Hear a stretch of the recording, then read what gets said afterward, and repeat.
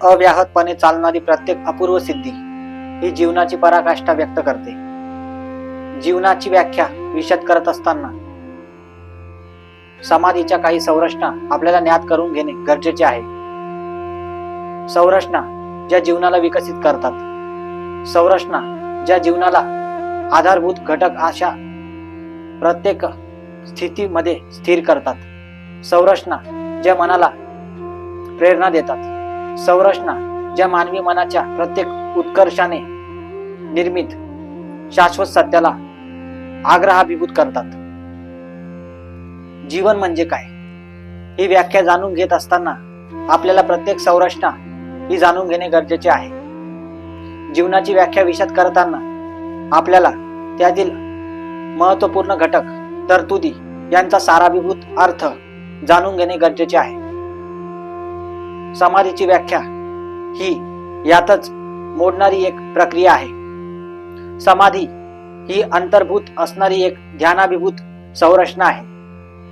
ध्यान म्हणजे काय, ध्यानाने काय साध्य करता येते आणि अंतिम लक्ष असणारी समाधी ही ध्यानाची कोणती व्याख्या विशद करते याचे महत्वपूर्ण स्थान आजचा अभंग आपल्याला सांगतो. जीवन म्हणजे जीवनाची परिणती, जीवन म्हणजे जीवनाची शाश्वताची नीती, जीवन म्हणजे जीवनाची प्रविकल्प अशी समाधी ज्यात सर्व काही अंतर्भूत आहे, ज्यात सर्व काही सामावलेले आहे. तर अशाच प्रकारे आपण आज समाधीच्या दोन व्याख्या विशद करणार आहोत. समाधीच्या दोन व्याख्या आहेत, एक म्हणजे सविकल्प समाधी आणि दुसरी म्हणजे निर्विकल्प समाधी. सविकल्प समाधी ही आपल्याला अव्याहत अशा जीवनाची व्याख्या विशद करताना सहाय्यभूत ठरते, तर निर्विकल्प समाधी ही आपल्याला अव्याहत जीवनाची अप्रत्यक्ष व्याख्या विकसित करताना आपल्याला सहाय्यभूत ठरते. प्रत्यक्ष आणि अप्रत्यक्ष अशा दोन संकल्पना इथे अंतर्भूत केलेल्या आहेत, ज्याचा साराभिभूत अर्थ आपल्याला जाणून घेणे गरजेचे राहील. सार प्रत्येक गोष्टीचा मानबिंदू असतो, सार प्रत्येक दृष्टीचा दृष्टिकोन असतो, सार प्रत्येक योगाचा तत्वाभिमुख असा आचार विवेक असतो. आणि याच साराला जाणून घेणे विकल्पाची शोधित अशी संरचना म्हटले गेलेले आहे. तर निर्भाव निर्व्याधी यामधून आपण आज जाणून घेणार आहोत. सविकल्प ध्यानाची सविकल्प समाधी, शुद्ध बोधी प्रज्ञान चित्त, निर्भाव निर्व्याधी. सविकल्प चित्त मध्य, विकल्प शोधित समाधी, शुद्ध बोधी प्रज्ञान चित्त, निर्भाव निर्व्याधी. सकळ विश्व चक्षुशून्य, पराचित्त संकल्पाधी, शुद्ध बोधी प्रज्ञान चित्त, निर्भाव निर्व्याधी. असा भाव ज्यामध्ये निर्भाव आहे, अशी व्याधी जी निर्व्याधी आहे, असा जो कल्प आहे त्याला संकल्प असे म्हटलेले आहे. आणि याच संकल्पामधून उद्धकृत होणारी प्रत्येक व्याख्या ही संरचनाभिभूत जाहलेली आहे. सविकल्प अर्थात विकल्पाने निर्माण केलेली प्रत्येक रीती अथवा शैली जी योगिक प्रक्रिया सिद्ध करते, जी ध्यान प्रक्रिया सिद्ध करते. सविकल्प ध्यान म्हणजे विकल्पाने शोधित केलेले ध्यान होय. असा सविकल्प ध्यानाची मर्यादा ही एका साकार अशा प्रतिमूर्त अशा स्वरूपातून उद्धकृत झालेली असते. शुद्ध बोधी प्रज्ञान चित्त या अर्थाने प्रत्येक व्याख्या इथे विशद केलेली आहे, जी निर्भाव निर्व्याधी या संकल्पनेला आधारभूत आहे. शुद्ध बोध याचा अर्थ असा बोध ज्याने कधीही अशुद्धता स्पर्श केलेली नाही, म्हणजे काम क्रोध लोभ मोह मद मत्सर या सर्व विषय विकारांपासून जो अति दूर आहे, असा तो शुद्ध बोध, असा प्रज्ञान चित्त चक्षु इथे विशद केलेला आहे. सविकल्प चित्त मध्य, विकल्प शोधित समाधी.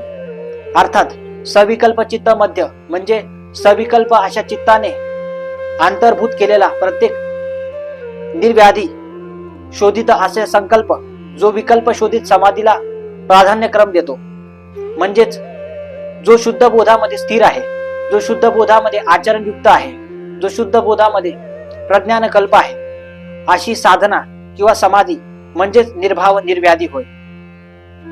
अर्थात सकळ विश्व चक्षुशून्य असून पराचित्त हीच संकल्पाची आराधना आहे. ही व्याख्या जिथे स्पर्शाभिभूत आहे तिथे विश्व हेच शांतिमय आहे, अर्थात विश्व शांतीचा संदेश तिथे दिलेला आहे असे सुद्धा आपल्याला म्हणता येईल. जीवन म्हणजे काय? जीवनाची व्याख्या आपण कोणत्या दृष्टिकोनातून पाहू शकतो? जीवन ही एक शाश्वत संकल्पना आहे. जिथे जन्म आहे तिथे मृत्यू आहे, जिथे मृत्यू आहे तिथे पुनरपी जनन आहे. अर्थात सातत्याने चालू असणारा हा क्रम, हा अविरत अशा भावनेने जीवनाला एक दिशा देत असतो, पराजीवनाला एक संकल्पित अशी शाश्वत उपाधी प्राप्त करून देत असतो. अशात सविकल्प समाधीला समूर्तता प्राधान्यक्रम देणे हे गरजेचे आहे. सविकल्पाची समूर्तता, निर्विकल्पाची अमूर्त प्राधी, शुद्ध बोधी प्रज्ञान चित्त, निर्भाव निर्व्याधी, चारू म्हणे येणे भाव, समर्पोनी भावाधी, शुद्ध बोधी प्रज्ञान चित्त, निर्भाव निर्व्याधी. अर्थात भावातीत अशा संकल्पनेने आपण जेव्हा आपले चित्त उद्धकृत करतो त्यावेळेला निर्माण होणारी प्रत्येक स्थिती ही जीवनाची एक प्रज्ञानचित्त अवस्था स्थिर करते, जी अंतर्भूत असलेली प्रत्येक मीमांसा विद्वत्ता प्रचूर आणि संन्यस्त मार्गाकडे आपल्याला प्राधान्यक्रम घेऊन देणाऱ्या पात्र ठरते. अर्थात सविकल्प हे समूर्त आहे, निर्विकल्प हे अमूर्त आहे. सविकल्प हा साकाराचा शोध आहे, तर निर्विकल्प हा निराकाराचा शोध आहे. अर्थात दोन्ही समाधीची व्याख्या ही सविकल्प समाधी ही सविकल्पाच्या चेतनेकडे प्राधान्यक्रम देते, तर निर्विकल्पाची समाधी ही निर्विकल्पाच्या चेतनेकडे प्राधान्यक्रम देते.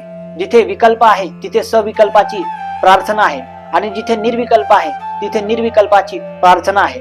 अर्थात दोन्ही भाव, एक सविचार आहे तर दुसरा निर्विचार आहे, एक सविकल्प आहे तर दुसरा निर्विकल्प आहे. अशा भावनेतून आपण चेतना उद्धकृत करू शकतो. अशा प्रकारे ही व्याख्या विशद केलेली आहे. तर शुद्ध बोधी प्रज्ञान चित्त, निर्भाव निर्व्याधी म्हणजेच शुद्ध बोधी प्रज्ञान चित्त म्हणजेच असा जो बोध आहे ज्याला कोणत्याही अज्ञान भावनेचा स्पर्श झालेला नाही, म्हणजे काम क्रोध लोभ मोह मद मत्सर या विषय विकारांचा त्याला स्पर्श झालेला नाही, असा जो बोध आहे तो शुद्ध बोध म्हटलेला आहे. म्हणजे चारू म्हणे येणे भाव, समर्पोनी भावादी, चारू म्हणे येणे भाव, समर्पोनी भावादी, शुद्ध बोधी प्रज्ञान चित्त, निर्भाव निर्व्याधी, शुद्ध बोधी प्रज्ञान चित्त, निर्भाव निर्व्याधी. अर्थात भाव म्हणजे भावना, भाव म्हणजे भावातीत भावना, भाव म्हणजे भाव कल्पित भावना, भाव म्हणजे भावयोगिक भावना. अशी भावातीत समाधी जिथे प्राप्त झालेली आहे तिथे भावाधी समर्पोनी अशी अवस्था साध्य झालेली आहे. अर्थात शुद्ध बोधी प्रज्ञान चित्त ही एक व्याख्या असून जी आपल्याला दोन अशी संकल्पना उदयास आणण्यास मदत करते. ती म्हणजे सविकल्प ध्यान अवस्था आणि दुसरं म्हणजे निर्विकल्प ध्यान अवस्था. सविकल्प ध्यान अवस्था ही आपल्याला सविकल्पाची व्याख्या विकसित करताना आपल्यास मदत करते, तर दुसरी जी निर्विकल्प ध्यानाची भावना आहे ती आपल्याला निर्विकल्प साधना सांगण्यास आपल्याला मदत करते. अर्थात दोनही भावना या जरी समसमान वाटत असल्या तरी या दोघांची व्याख्या ही एकमेकांच्या चक्षुतून अत्यंत वेगळी आहे. त्यामुळे आपल्याला हे सांगता येईल की सविकल्प असो अथवा निर्विकल्प असो, या दोनही भावना एकंदरीत समाधीच्याच व्याख्या असून प्रत्येक समाधी ही अंतिमतः प्रज्ञाशून्यतेला साध्य करून घेते आणि प्रज्ञाशून्यतेलाच अंतिमतः विराजित करते.